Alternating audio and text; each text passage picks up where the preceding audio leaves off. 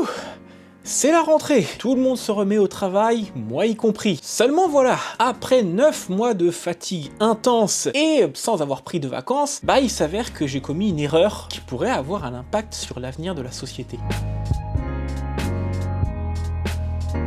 Salut à tous, ici Nico, le directeur éditorial et fondateur de Chatto Chatto, la petite maison d'édition de manga qui monte. Pour les nouveaux abonnés qui débarquent, une fois par mois, je fais ce qu'on appelle un journal de bord dans lequel je vous parle un petit peu des coulisses de la maison d'édition. Je vous parle à la fois de l'actualité de celle-ci, mais également des bons et des moins bons moments qu'on est obligé de surmonter de temps en temps. Ah, autant vous dire que là, c'était littéralement une montagne russe. Que dis-je, c'était littéralement un décollage dans l'espace et un crash qui s'en est suivi. Là, je vais parler un peu plus sérieusement. Vous savez, en tant que chef d'entreprise, on n'est pas parfait. Loin de là. Et les erreurs arrivent régulièrement. Erreurs de paperasse, erreurs de compta, erreurs de jugement qui va parfois conduire à prendre de mauvaises décisions. Et clairement, la chose dont je vais vous parler là, est une erreur de jugement de ma part qui a mené à prendre une mauvaise décision. Il est important pour moi de revenir sur une affaire qui, malheureusement, aura un impact sur l'image de marque de Chatto Chatto et qui a également eu des répercussions que je ne souhaitais absolument pas. Je vais vous parler d'intelligence artificielle. Je vous place rapidement le contexte. L'année dernière, lorsque j'ai lancé la collection Chatto Chatto Art, j'avais la volonté à la fois de vous faire plaisir à vous,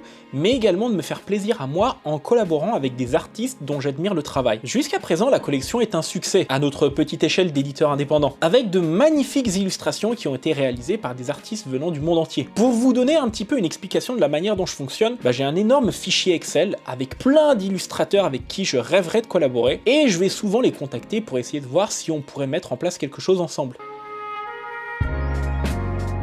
On est au mois d'août et je contacte une illustratrice dont j'apprécie énormément le travail pour savoir si on peut collaborer ensemble sur une nouvelle illustration. Il faut comprendre que j'ai déjà pas mal d'illustrations qui sont prêtes à l'avance, mais en règle générale, je sais jamais à quel moment quelle illustration va sortir. Je lui explique un petit peu qui on est et comment nous fonctionnons, et elle accepte de collaborer sur la création d'une nouvelle illustration. Mais là, elle me prévient qu'elle utilise l'intelligence artificielle dans l'élaboration de ces illustrations.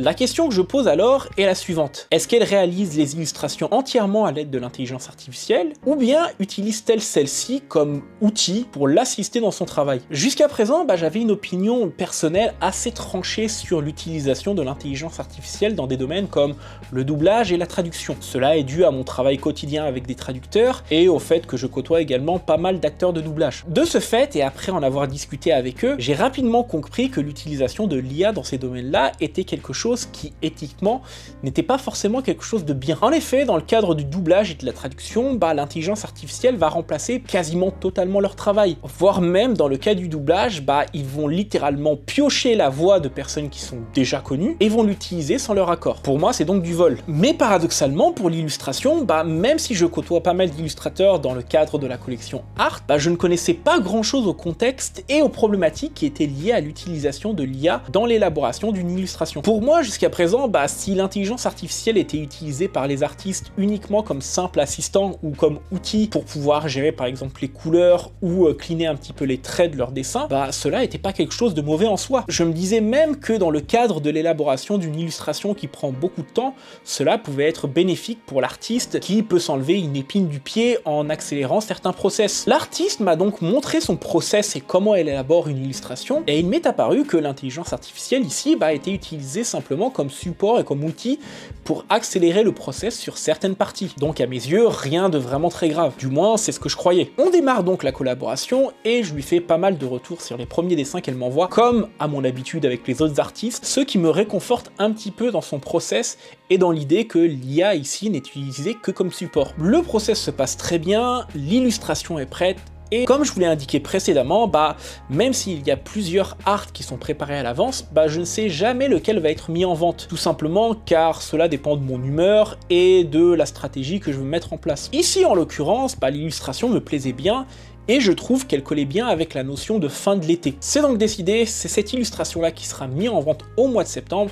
et je prépare donc le message pour les réseaux sociaux. Le message qui est écrit pour l'annonce d'un nouveau tirage art est souvent le même. On va décrire un petit peu l'illustration, lui donner un nom, et surtout indiquer le nom de l'artiste qui l'a réalisé. Si l'artiste en plus est sur les réseaux sociaux, on va la taguer afin de permettre justement aux lecteurs et aux acheteurs de l'illustration d'aller voir son travail un peu plus. Dans le cas de cet artiste-là, il était clairement indiqué dans sa bio qu'elle utilisait de l'intelligence artificielle pour élaborer ses illustrations, mais je lui avais indiqué qu'il était important de noter que la majorité de l'illustration avait été faite de sa main et que l'intelligence artificielle finalement n'avait été utilisée que pour certains aspects de l'illustration.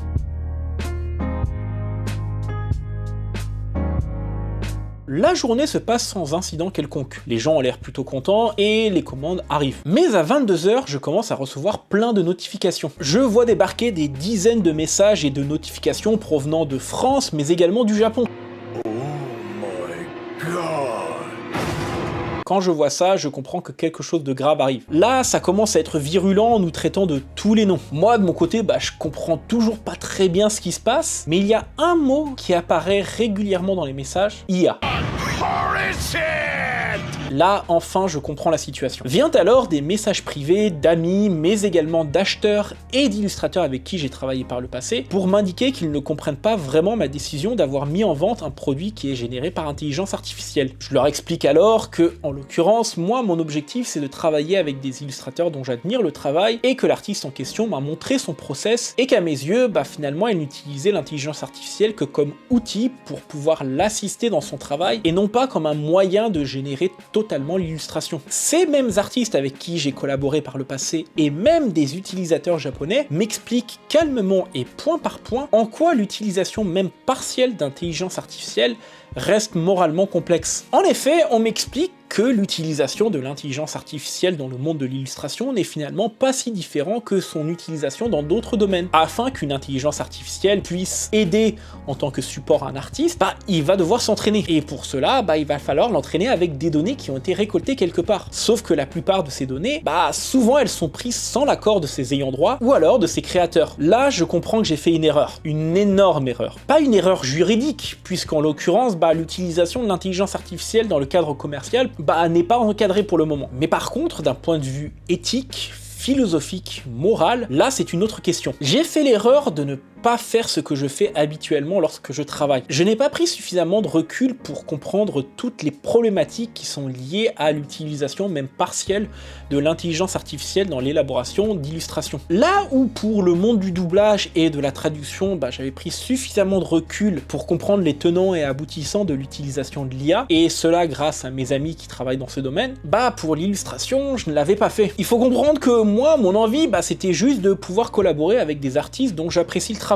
Et clairement, on va pas se le cacher, IA ou pas, j'appréciais les illustrations de cet artiste-là. L'affaire explose sur les réseaux sociaux, et là, c'est le chaos. Je dois vite réagir pour le bien de la société, mais également pour pouvoir protéger les artistes avec qui j'ai déjà travaillé par le passé, et également l'artiste avec qui j'ai travaillé là actuellement. Je me rends compte de mon erreur, et je dois y remédier. Tout d'abord, je prends du recul, enfin me direz-vous, et je décide d'écouter ce que les deux camps ont à dire vis-à-vis de l'utilisation de l'intelligence artificielle. D'un côté, on va m'expliquer que d'un point de vue éthique, morale et philosophique, l'utilisation de l'intelligence artificielle est clairement néfaste. De plus, son utilisation commerciale peut vite devenir problématique, car même si pour le moment il n'y a pas véritablement d'encadrement à ce propos en Europe, la question de droit d'auteur se pose toujours. Est-ce que l'illustration va appartenir à la personne qui a utilisé l'intelligence artificielle pour la générer? Est-ce que cela va appartenir à l'éditeur? Ou alors, est-ce que cela va appartenir à la société qui a créé l'intelligence artificielle? De l'autre côté, on m'explique que l'IA, c'est le progrès, et que finalement cela n'est pas si différent des grandes évolutions qu'a subi le monde de l'art à travers le temps. On m'explique qu'un artiste qui n'utilise pas d'intelligence artificielle va finalement progresser en se basant sur les travaux d'autres personnes, voire en copiant leur style, ou alors le style d'œuvres qui sont arrivés par le passé, et que finalement l'intelligence artificielle faisait à peu près la même chose, qu'elle concevait des œuvres originales, mais en se basant sur ce qu'elle a appris, ou plutôt sur la base des données avec lesquelles on la nourrit. Moi, de mon côté, je dois prendre une décision rapidement mais calmement. Je prends le temps de réfléchir et je me dis la chose suivante. Je suis quelqu'un qui de base est pour le progrès, et jusqu'à présent je me disais que l'utilisation de l'intelligence artificielle comme outil ou assistant dans le cadre de l'élaboration d'une illustration n'était pas quelque chose de problématique. Mais quand on m'a dit que l'utilisation même partielle de cette intelligence artificielle demande à ce qu'on la nourrisse avec des données qui sont souvent non autorisées, là à ce moment-là cela me pose un problème moral. Là je comprends que le problème est relativement épineux, épineux. Et même si je suis pour le progrès, il est important pour moi avant tout de protéger les illustrateurs avec qui j'ai déjà collaboré et qui n'utilisent pas l'IA, mais également les lecteurs qui voient en l'intelligence artificielle pour le moment encore quelque chose de trop touchy. Ma décision est prise. Je décide de retirer de la vente l'illustration en question, de rembourser toutes les personnes qui l'ont déjà commandé et d'indiquer à l'illustratrice que malheureusement on sera obligé de mettre un terme précipité à notre collaboration. Je lui explique la situation et elle comprend parfaitement. Là, je décide d'écrire un message sur les réseaux sociaux pour expliquer pourquoi on annule cette collaboration et que suite à des retours constructifs de la part d'utilisateurs, d'acheteurs, mais également de partenaires,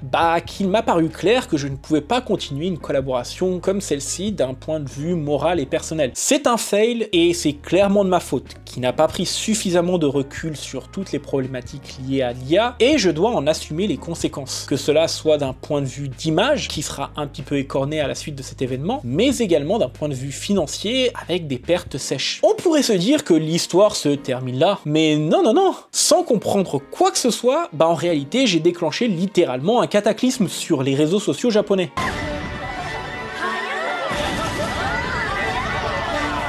Ce que je ne savais pas, c'est qu'au Japon, le débat autour de l'utilisation de l'intelligence artificielle est beaucoup plus virulente qu'ici en Europe. Il existe des groupes pro et anti-IA qui vont littéralement s'attaquer à toute personne qui va être reliée de près ou de loin à l'utilisation d'intelligence artificielle. Autant vous dire que notre cas a fait mouche. En annonçant cette art, on s'est pris les foudres des groupes anti-IA, mais en prenant la décision d'annuler cette collaboration sur la base d'un point de vue moral et personnel, finalement je me suis pris également les foudres des groupes pro-IA. Là, ça part dans tous les sens. On va laisser couler, j'espère que la situation va un petit peu se calmer et tout ira bien. Sauf que ça s'est pas passé bien. D'heure en heure, les posts qui sont liés de près ou de loin à cette histoire font des stats de ouf et propulsent Chatto sur le devant de la scène japonaise, mais pas forcément pour les bonnes raisons. Là, je commençais à stresser. Et moi qui étais déjà épuisé après 9 mois éreintants d'un point de vue personnel, cette erreur, finalement m'a achevé. Peu importe le choix que je faisais, cela n'était jamais le bon. D'un côté, même si nous on se recevait énormément de messages, finalement la décision qu'on a prise a rassuré énormément de personnes et notamment beaucoup d'illustrateurs au Japon qui nous ont soutenus dans notre démarche. Mais de l'autre côté, cela a été terrible car l'artiste qui a utilisé l'IA dans le cadre de cette collaboration a commencé à se faire harceler. Ça par contre, je vous le dis très clairement, je ne peux pas le tolérer. Je parle avec l'artiste en question par mail, on s'excuse mutuellement pour tous les problèmes que cela a causé pour nous deux et je lui dis très clairement que dans cette situation très spécifique de harcèlement, je lui apporterai mon soutien et que j'écrirai un message sur les réseaux sociaux en espérant que cela calmera le jeu. Que l'on soit pour ou contre l'utilisation de l'intelligence artificielle, rien ne justifie de harceler quelqu'un. Si l'on veut débattre de ce sujet, il faut le faire calmement, poser ses arguments et ensuite chacun est libre de penser ce qu'il veut. Du moins jusqu'à ce que la législation encadre l'ensemble. Après avoir discuté avec pas mal de monde, j'ai pris conscience, et cela de manière purement personnelle, que pour protéger les artistes avec qui je travaillais déjà, mais également d'un point de vue moral, il serait difficile pour moi à l'avenir de proposer de nouveaux produits qui sont générés même de manière partielle par l'intelligence artificielle. Il est important que tout soit encadré et compris, et c'est un long débat éthique, juridique et politique qui nous attend à l'avenir. Je décide alors de faire un message en japonais pour essayer de toucher justement le public japonais qui est peut-être le plus concerné par cette histoire de IA, et dans lequel j'indique très clairement que Chatto dans cette histoire est fautif, et qu'en aucun cas il faut aller harceler l'artiste qui a toujours été transparente avec nous. Le message a permis à la majorité des personnes de comprendre mieux le contexte, et cela a finalement apaisé les choses. Alors certes, les extrémistes sont toujours là à faire 38 messages par jour nous incriminant, ou nous traitant de tous les noms, mais en l'occurrence, je peux rien y faire. Peu importe la réponse que je vais apporter, elle n'arrivera jamais à satisfaire tout le monde. De son côté, l'artiste a décidé de porter plainte contre l'un de ses harceleurs les plus virulents au Japon. Et elle peut compter sur mon soutien et celui de la maison d'édition, car en l'occurrence, même si nous avons décidé de couper court à notre collaboration pour des raisons morales et pour une décision qui est purement personnelle, elle reste un être humain, et rien ne justifie le lynchage qu'elle a subi. De notre côté, et c'est tout le paradoxe, on n'a jamais eu autant de nouveaux followers japonais. Seulement voilà, l'image de marque de Chatto est maintenant écornée. Et il va me falloir beaucoup de temps pour pouvoir ramener la confiance auprès de vous, lecteurs, mais également auprès d'un public japonais qui nous a découvert malheureusement grâce à cette affaire. Il faut comprendre que quand j'ai créé cette maison d'édition, je l'ai fait avant tout par amour pour ce média. Certes, j'ai fait des erreurs et j'en referai, mais c'est finalement grâce à vos retours à vous que je peux m'améliorer et faire en sorte qu'on ne fasse pas les mêmes erreurs à l'avenir. Vous voyez, dans la vie d'une société, quand ce genre de problème survient, on a le choix. Soit on décide de penser uniquement à l'argent, et là, à ce moment-là, on s'en fout totalement de retour des utilisateurs, mais également des artistes. Soit, dans mon cas, on décide de prendre du recul, d'écouter ce que chacun a à dire, et à partir de cela, de prendre une décision qui, certes, restera personnelle, mais qui, on l'espère, réussira quand même à protéger les personnes pour qui on travaille avant tout, à savoir vous, et les artistes. Et si on voit qu'on a fait une erreur morale, alors à ce moment-là, il est important d'essayer de la réparer, même si cela veut dire prendre le risque d'empirer les choses. Qu'on soit clair, Chatto Chatto n'est pas là pour se faire de l'argent ou pour essayer de sortir la première chose qu'il pourra sortir. Mon objectif a toujours été de promouvoir au maximum ce média et cet art que j'aime du plus profondément de mon cœur. Et si je vois que je fais du mal à ces artistes que j'apprécie tant, alors à ce moment-là, il est important pour moi d'arranger les choses. Je tiens quand même à remercier toutes les personnes qui sont venues me voir par message privé ou même via les commentaires à la suite de cette affaire pour expliquer point par point leur vision de la chose. Cela m'a permis de prendre une décision qui est certes personnelle, mais que je considère comme la plus juste. C'est finalement ces retours qui nous permettent de nous améliorer, à la fois en tant qu'être humain, mais également en tant qu'entreprise. Mais comme je vous l'ai dit, il n'y a pas véritablement de bonne réponse. En l'occurrence, peu importe la décision et les mots qu'on va utiliser, cela n'arrivera jamais à satisfaire tout le monde. Il est donc important également de continuer sa route et de faire ses preuves par son travail. Maintenant que vous savez tout de cette histoire complètement folle, mais également du fait que je continuerai à faire des erreurs à l'avenir très certainement parce que je ne suis pas parfait, il est temps pour moi de vous parler de quelque chose de plus positif qui m'est arrivé ce mois-ci. Mais pour cela, il faut revenir un petit peu en arrière. Petit aparté pour vous expliquer quelque chose. S'il y a une chose que j'adore dans mon métier, c'est pas uniquement la partie où on travaille sur les mangas, où il faut les sélectionner et essayer de faire en sorte qu'ils arrivent correctement en librairie et magasins spécialisés. Non, la partie que je préfère de mon métier, c'est plutôt la partie où je suis un véritable fanboy. Aujourd'hui, j'ai reçu un colis qui vient tout droit du Japon et à l'intérieur, il y a un petit cadeau. Et un petit cadeau très spécial. Comme vous le savez, Tokugawa Monkeys est sorti il y a de cela quelques mois et le volume 2 vient d'être annoncé avec la magnifique couverture qu'on a dévoilée sur les réseaux sociaux la semaine dernière. Et du coup, il s'avère que j'ai reçu un magnifique petit cadeau de son mangaka Kakuji Fujita, dont je suis un énorme fan à la base. Et autant vous dire que là, je suis comme un fou.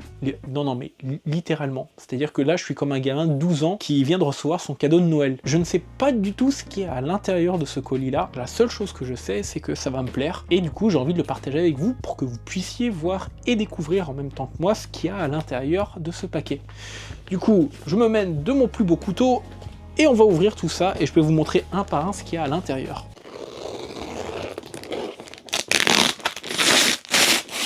Déjà, c'est très bien emballé. Hop. Ils ont vraiment mis un papier cadeau autour. Il faut savoir que ce cadeau est particulier, c'est un moyen de sa part de me remercier à la fois pour la sortie du manga en France, et d'ailleurs je vous remercie parce que grâce à vous, le manga est un succès en librairie et magasins spécialisés, mais c'est également un moyen de me remercier parce que il était tellement satisfait de la version française du manga qu'il avait demandé quelques exemplaires pour lui et sa famille, qu'il voulait payer, et j'ai tout simplement dit non. Il n'a pas à payer pour ces mangas-là, ils doivent lui revenir gratuitement. J'ai donc envoyé les mangas gratuitement à son éditeur et à l'auteur lui-même. Résultat des courses, il a demandé qu'est-ce que je voulais en retour, et forcément j'ai fait mon fanboy, je lui ai dit s'il peut me faire un petit dessin, mais juste un petit shikishi pour moi, ça serait déjà génial, ou au moins qu'il signe l'un des mangas. Et du coup, quelques jours après, j'ai reçu un message de l'éditeur qui m'a indiqué que en fait l'auteur faisait un cadeau assez spécial pour moi, et que le moment venu, il me l'enverrait. Et du coup, c'était il y a quelques mois, et je reçois enfin le cadeau en question. Donc comme je vous l'ai dit, je ne sais pas du tout ce qu'il y a à l'intérieur, mais on va voir ça ensemble. Alors, déjà c'est très bien emballé. Alors, il y a déjà un premier petit colis avec un mot en japonais à l'attention de Chatto Chatto. C'est génial. Alors, on va voir ce qu'il y a à l'intérieur. C'est génial parce que vous le découvrez en même temps que moi. Alors, si on ouvre ça tout doucement. Oula. Alors, c'est déjà extrêmement bien emballé, et surtout, je vois pas mal de couleurs, pas mal de magnifiques couleurs, et je me dis c'est certainement un shikishi.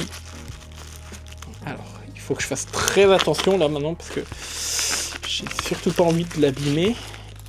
Et du coup, je dois être extrêmement minutieux. Voilà.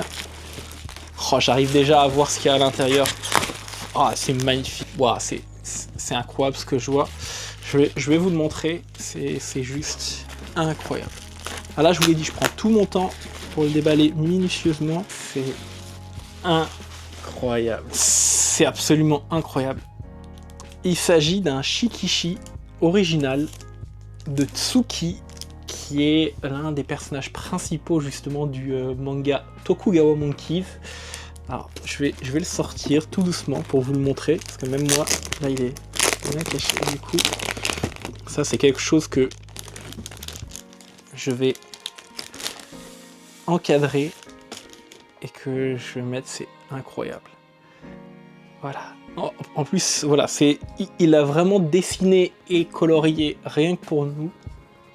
C'est absolument sublime. En plus, c'est un personnage que j'adore, Tsuki. Il est absolument incroyable. C'est magnifique. Donc effectivement, on voit bien, merci de m'avoir choisi.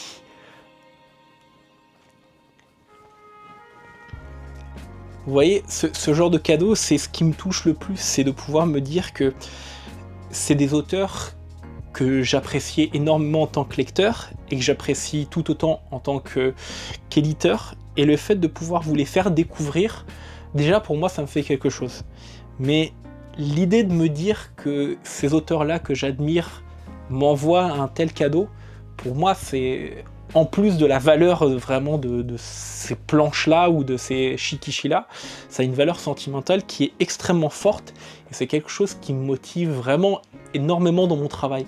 C'est quelque chose de me dire que non seulement ça leur fait plaisir de savoir que leurs œuvres arrivent en France et proposées à un public français, mais en plus de cela, de savoir que voilà, mon travail leur a touché, bah c'est quelque chose. Donc non, vraiment là, je suis extrêmement heureux.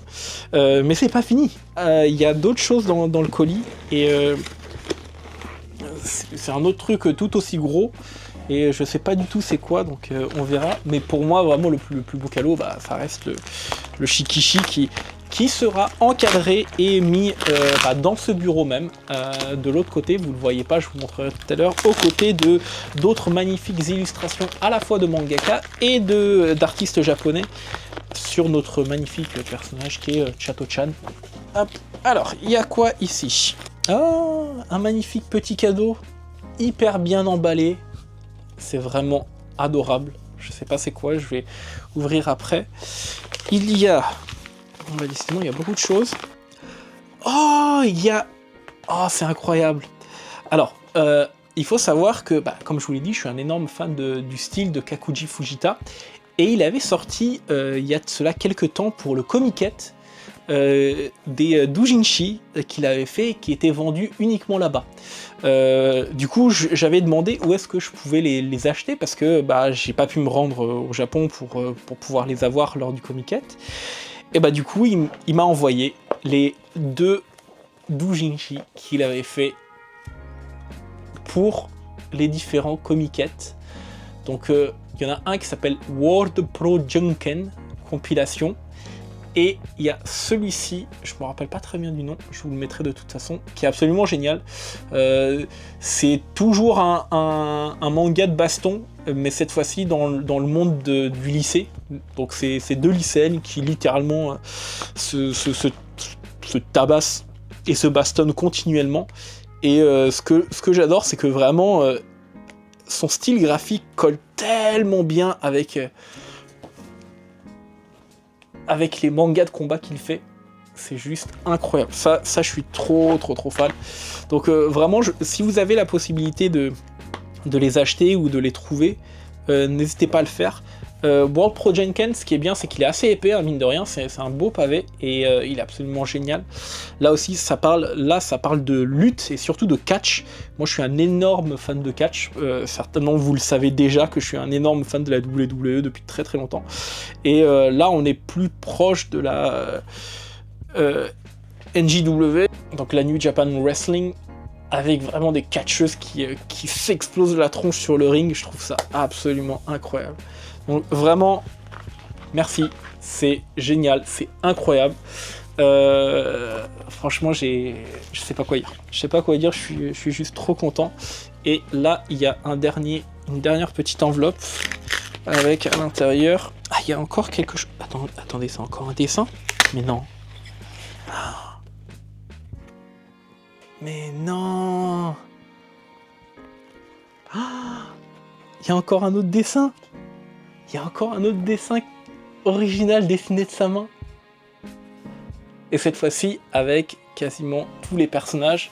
Donc il y a Tsuki, juste en bas, je me rappelle, la sœur de Tsuki, je me rappelle plus comment elle s'appelle. Alors il y a Tsuki, il y a Suzu et la sœur de Tsuki, alors moi qui me souviens jamais des noms. Ah, Inushio. Donc Tsuki, Suzu et Inushio, donc les 3 personnages vraiment de Tokugawa Monkeys. Là pareil, c'est incroyable. Ça il faut absolument que je l'encadre. C'est magnifique. Waouh. C'est trop bien. C'est trop bien. Bah écoutez, voilà, vous avez découvert avec moi en même temps ce cadeau venu tout droit du Japon. Et maintenant vous comprenez mon enthousiasme des fois lorsque une nouvelle œuvre que j'apprécie énormément sort en France. En fait, il y a beaucoup plus de choses derrière que simplement en fait sortir une nouvelle série pour faire de l'argent, pour faire... Non, vraiment quand je dis que je sélectionne les mangas au coup de cœur, c'est vraiment le cas. Et vous comprenez aujourd'hui avec ces cadeaux à quel point vraiment je suis le premier peut-être fan des séries qu'on sort. Et je suis heureux de savoir que les lecteurs suivent et que derrière ça permet effectivement à ces auteurs d'avoir de la visibilité en France. Donc voilà, c'était le petit aparté de ce journal de bord pour vous parler vraiment de cette chose assez spéciale qui n'arrive pas tous les 4 matins, mais quand ça arrive, j'ai bien envie de le partager avec vous. Donc voilà, retour au studio. Comme vous pouvez le voir, en l'occurrence, ma seule envie est tout simplement de mettre en avant des artistes dont j'admire le travail. Chaque manga de Chato Chato est sélectionné avec soin et amour, et mon seul objectif n'est finalement que de vous satisfaire, vous lecteurs, mais également les artistes et les éditeurs avec qui nous collaborons. Quand je reçois ce type de cadeau de la part d'un mangaka que j'admire, cela me touche énormément, car ça m'indique que j'ai fait à peu près mon travail correctement. Alors certes, je fais des erreurs et je continuerai à en faire à l'avenir, mais ce que j'ai vu avec cet événement-là, c'est que finalement, vous serez toujours là pour me recadrer quand il le faut. Et cela est une bonne chose, car à la fois cela me permet de m'améliorer moi, à titre personnel, mais également d'améliorer la maison d'édition. Chato Chato sera toujours la maison d'édition qui aura été créée par un lecteur pour des lecteurs. Et si on commet des erreurs, si je commets des erreurs, alors je suis heureux de savoir que vous serez toujours là pour me recadrer afin que je puisse corriger ces erreurs. C'est tout pour aujourd'hui, j'espère que cette vidéo vous a plu, ou à défaut qu'elle vous a permis de mieux comprendre une situation de crise au sein d'une maison d'édition de manga. N'hésitez pas à m'indiquer en commentaire votre ressenti vis-à-vis de cette affaire d'IA, ou alors de m'indiquer de quel mangaka vous rêveriez de recevoir un cadeau. Quant à moi, je retourne bosser pour me faire pardonner et vous apporter de très belles choses à l'avenir, garantie sans drama. Enfin, j'espère. C'était Nico Nico, tchuss tout le monde.